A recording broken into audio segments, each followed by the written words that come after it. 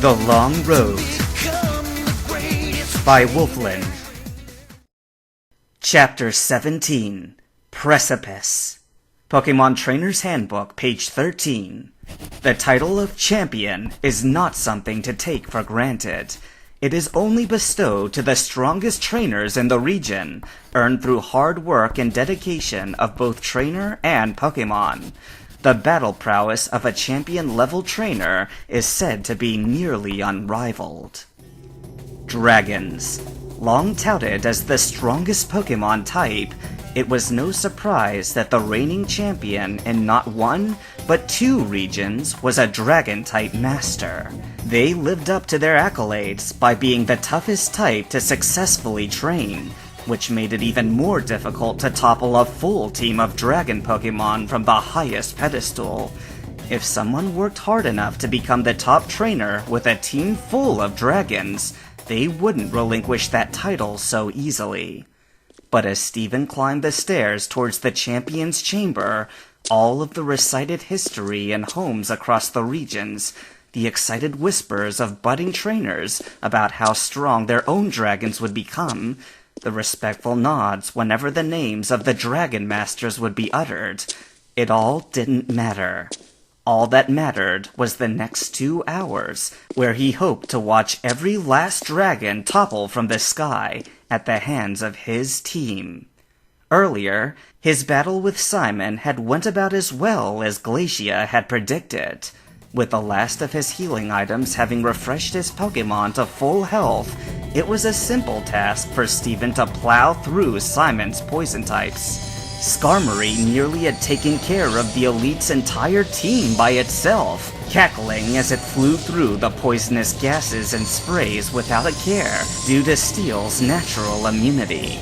But when Simon's Tentacruel came dangerously close to snagging Skarmory in its grasp, Steven had given it a rest and let the tag team of Metagross and Claydol finish the fight, felling Tentacruel and then Swalot in short order. It hadn't taken long, but it was just long enough for the last of the unease from Phoebe's match to wear off, and Steven was back to feeling like his normal self by the time Simon parted the chamber doors for him to advance.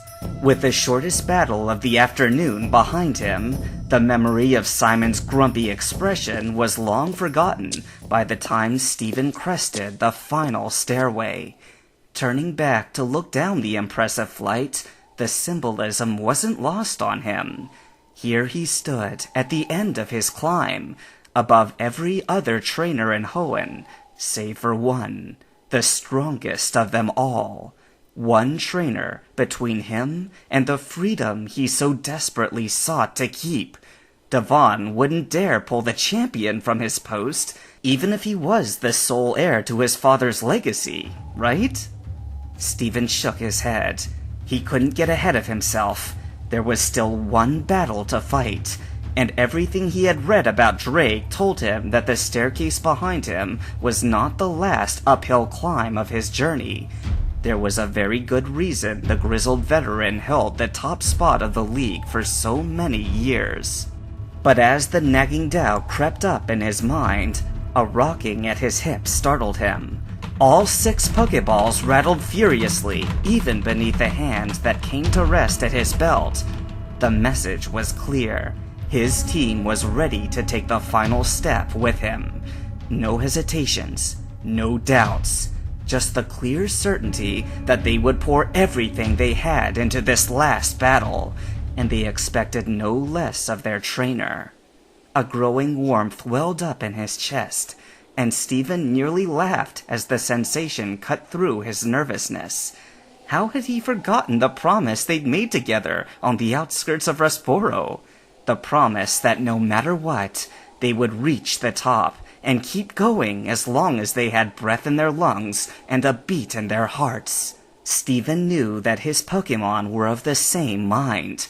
They didn't want it to end either. With empty pockets and a belly full of fire, he tapped each of his Pokeballs once, before leveling his gaze on the towering doors in front of him. They had one shot at this, but one shot was all they needed. Drawing one last breath, He balled his hands tight before placing a palm on each door. "Let's do this." The doors parted easier than he anticipated, revealing the massive chamber beyond. At its center sat the largest battlefield Steven had ever seen. Octagonally shaped, each side of the field stopped short of the towering chamber walls. He found himself unconsciously looking up, trying to find the ceiling, but failing as it disappeared above the stadium-style lights. Blinking against the brightness, he stepped forward onto the bridge that crossed the gap, gaze locked onto the raised platform on the far side of the room. Standing tall between the two larger-than-life dragon statues, Drake scowled down at Steven as he came to a halt in the challenger's box. A long captain's coat billowed out behind the champion, its edges worn and tattered from years spent at sea. Arms folded across his bare chest and hat pulled low. The only portion of Drake's face that was visible was his bristling mustache.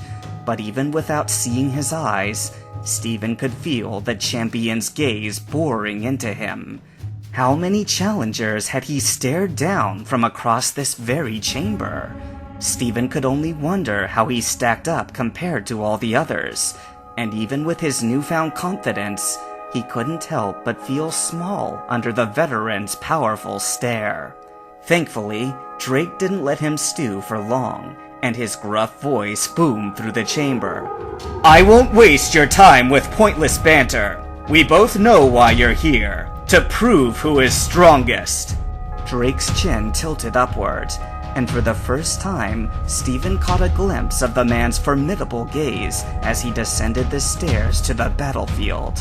The pressure in the room seemed to increase with every step he took, and Steven found himself swallowing thickly.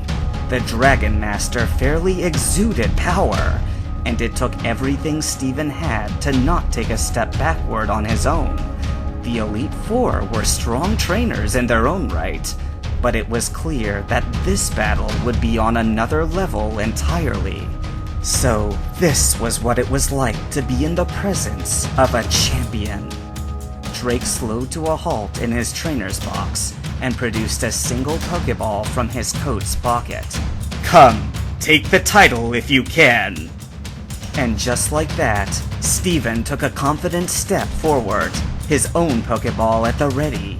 It was as if the champion's challenge was the final spark needed to light the fire within his heart, to start the crescendo of adrenaline and determination that would drown out whatever nervousness lingered in his mind.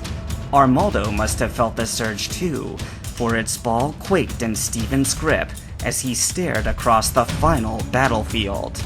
Eyes alight and jaws set, he met Drake's stare with his own, and the two trainers stood frozen for only a moment before the champion's mustache gave the smallest upward twitch. But Steven didn't get the chance to ponder the subtle reaction, as suddenly Drake's Pokeball arced into the air.